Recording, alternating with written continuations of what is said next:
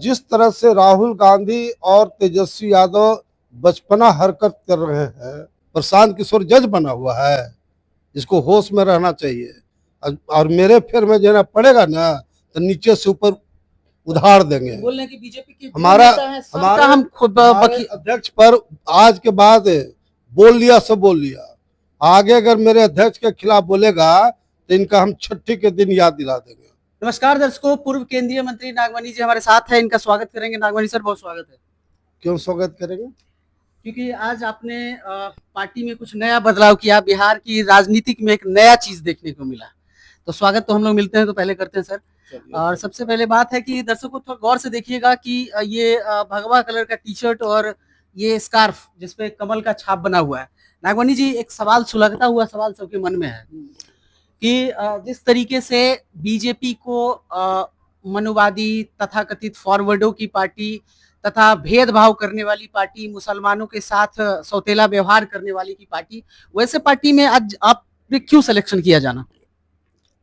एक बात बताओ, मैं तो ये कहना चाहता हूँ कि मेरे पिता अमर शहीद जगदेव प्रसाद ने जो नारा दिया था, 10 का शासन 90 पर नहीं चलेगा, नहीं चलेगा, 100 में 90 शोषित है, 90 भाग हमारा है। बीजेपी कभी उस तरह की पार्टी थी जो आप बोल रहे हैं, लेकिन आज देश का राष्ट्रपति कौन है? आदिवासी महिला है। देश का प्रधानमंत्री कौन है? ओबीसी है, बैकवर्ड है। होम मिनिस्टर कौन है? बैकवर्ड है। आपका बिहार का मुख्यमंत्री कौन है? नीतीश कुमार है। हरियाणा का मुख्यमंत्री कौन है? सैनी है। तो मोहन यादव मध्य प्रदेश का सीएम। तो 90% बैकवर्ड दलित समाज के लोग बीजेपी में आ गए। ये बिल्कुल कहना गलत है 100% कि बीजेपी सामंतों की पार्टी है और ऊंची जात की पार्टी है, सरासर गलत। जबकि बीजेपी सभी जाति संप्रदाय को लेकर के चलती है, सभी जाति संप्रदाय को लेकर चल रही है, और ये बिल्कुल नौटंकी विपक्ष का नहीं हम चलने देंगे।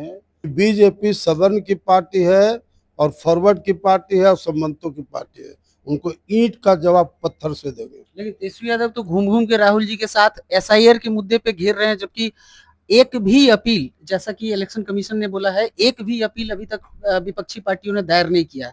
जबकि बीजेपी लगातार बीजेपी पे आरोप लगा रही है कि बीजेपी ने हैक कर लिया है स्वायत्त संस्था को, ऑटोनोमस बॉडी को हैक करके अपने पक्ष में वोट कर रही है। देखिए, इलेक्शन कमीशन बिल्कुल निष्पक्ष संस्था है, और जो इन लोगों ने राहुल गांधी, तेजस्वी यादव और विपक्ष के लोग जो आरोप लगाए थे, इलेक्शन कमिश्नर ने साफ साफ बता दिया, 1 सप्ताह के अंदर में फैक्ट्स एंड फिगर आप नहीं दीजिएगा तो मैं आपके खिलाफ कार्रवाई करूंगा। और जिस तरह से राहुल गांधी और तेजस्वी यादव बचपना हरकत कर रहे हैं, इलेक्शन कमीशन वेस्ट बंगाल में पीएम की सरकार बन जाती है, विपक्ष का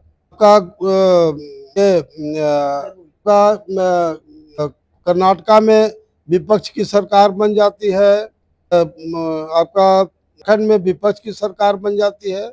इलेक्शन कमीशन बहुत अच्छा काम किया। हाँ, बीजेपी की सरकार बनती है तो कहता ईवीएम में गड़बड़ी हो गया, नौटंकी है भाई। सब बिहार और देश की जनता सुन रही है सब अपने आंखों से। टोटल बचपना हरकत ही दोनों का है, और राहुल गांधी जब तक शादी नहीं करेगा तो प्योर बचपना वाला रोल इसका रहेगा। बचपन में है, अभी बचपना वाला रोल है। उम्र तो सर 55 का। आप बताओ, आओ, राहुल गांधी, तेजस्वी यादव, देश का विपक्ष का नेता, ये बिहार का नेता, एक कहा है कि वोट का लूट हो रहा है, का चोरी हो रहा है। हाल में ही न तेजस्वी यादव ने स्टेटमेंट दिया था कि हमारा वोटर लिस्ट में नामे काट दिया गया, तो 2 दिखा दिया। इतना झूठा लीडर विपक्ष में जहां रहेगा तो आम जनता क्या करेगी? नफरत करेगी ऐसे लोगों से। और जनता के मन में है कि जगदेव बाबू, स्वर्गीय जगदेव बाबू के आप पुत्र हैं, केंद्रीय मंत्री भी रहे हैं, बीजेपी का दामन थामने के बाद आपको क्या लगता है सर, बीजेपी में जो चुनावी लड़ने की प्रक्रिया है उसमें आपको टिकट का कहीं कोई गुंजाइश लग रहा है कि सर, मतलब जल्दीबाजी में टिकट का कुछ बात हुआ है? मनी बांटने वालों नेता है, मनी का पर्सनालिटी जो है ना, वो टिकट बांटने वालों का पर्सनालिटी है। टिकट फिकट ये सब कोई इशू नहीं है मेरे लिए। हमको बीजेपी को मजबूत करना है। हाँ, करके मगध और शाहाबाद का इलाका में मैक्सिमम सीट आरजेडी जीता है, तो वो इलाका हमारा इलाका है। बीजेपी आए हैं, साबित करेंगे जनाधार उस इलाके में कितना है। तो जिस तरह से मेकअप करके काम करेंगे, 50% का सीट जिताएंगे कि बीजेपी में आने का मेरा मकसद पूरा होगा। और मेरा कमिटमेंट है कि मैं एट एनी कॉस्ट इस तरह से सभी जाति संप्रदाय के लोग को लेकर चलूंगा, वहाँ मैक्सिमम सीट हमारा एनडीए जीते।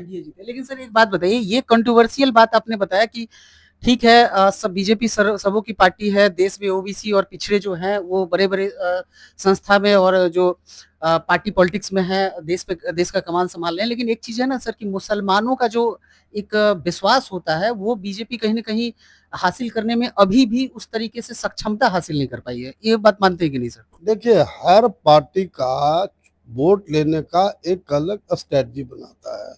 बीजेपी ने अपना स्ट्रेटजी बनाया है कि भाई चूंकि मुसलमान वोट देता नहीं है तो मुसलमान को हम टिकट नहीं देंगे। ये कौन बड़ी चीज है, कोई नया बात तो है नहीं। बीजेपी में मुसलमान नेता भी तो है, बीजेपी में मुसलमान नेता भी तो है। नेता रहने से क्या होगा, वोट क्या को दिला पाता है?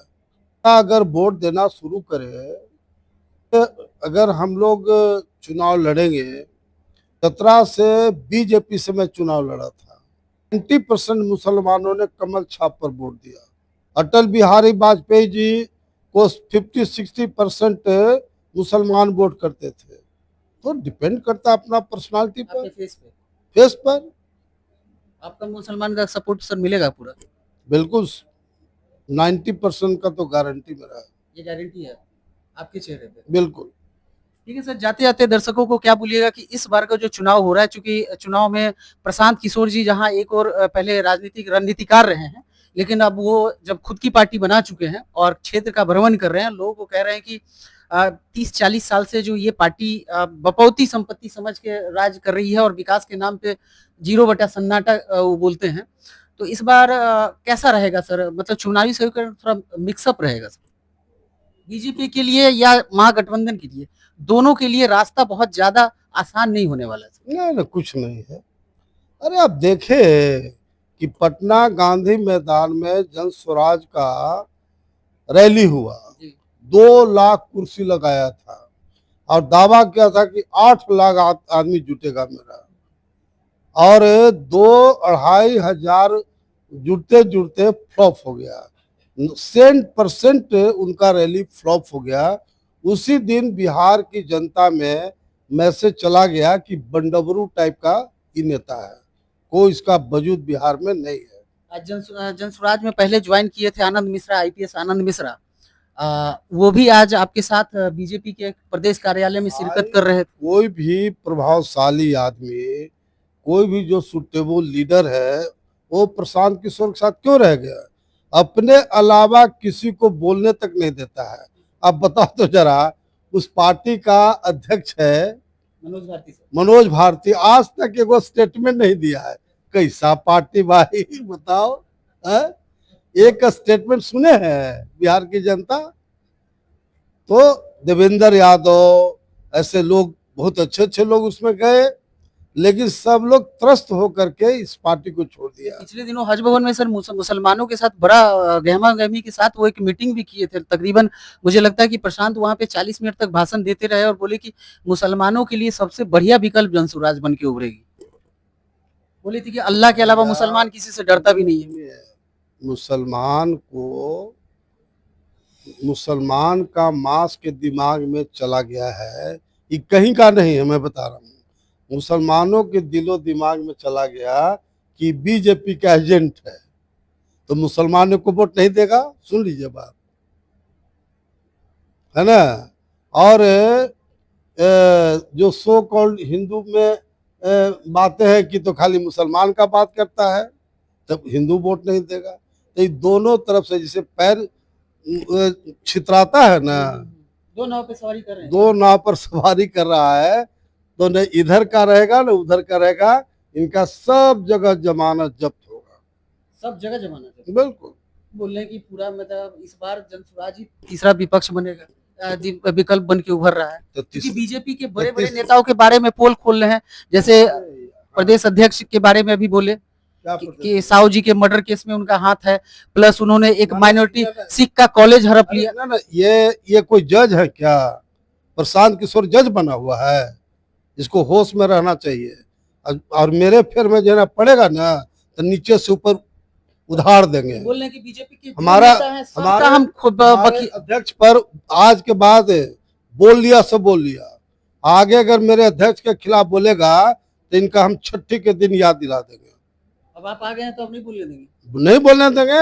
हमारा अध्यक्ष इतना संघर्षशील है, लड़ाकू प्रवृत्ति का आदमी है, गरीबों की लड़ाई लड़ता है, दिन रात मेहनत करता है। आप झूठो उल्टा पलटा ब्लेम लाइएगा दिलीप तो जायसवाल मैं बोलूंगा ना भाई कि बंडबरू है। बंडबरू के फेर में बिहार की जनता ना पड़े। धन्यवाद सर। बंडबरू ना है। सुन रहे थे पूर्व केंद्रीय मंत्री नागवानी सर को, और नागवानी सर ने तीखा हमला किया प्रशांत किशोर पे और सीधे तौर पे कहा कि अब बीजेपी के प्रदेश अध्यक्ष दिलीप जायसवाल के बारे में अगर कोई भी बिना तथ्य और प्रमाण की बात को रखेगा तो उनका सीधा मुकाबला नागवानी सर से होगा। अब देखने वाली बात होगी प्रशांत किशोर आने वाले टाइम में बीजेपी के और कितने नेताओं की पोल खोलते हैं, किसका किसका भंडाफोड़ करते हैं। बाद बाकी हमारी जो ताल्लुकात हैं नागवानी सर के साथ भी रहेगी। कोई भी नया अपडेट आएगा मैं बेशक आपको दूंगा। हमारे कमेंट सेक्शन में जाके अपने विचार हमारे साथ साझा कीजिए।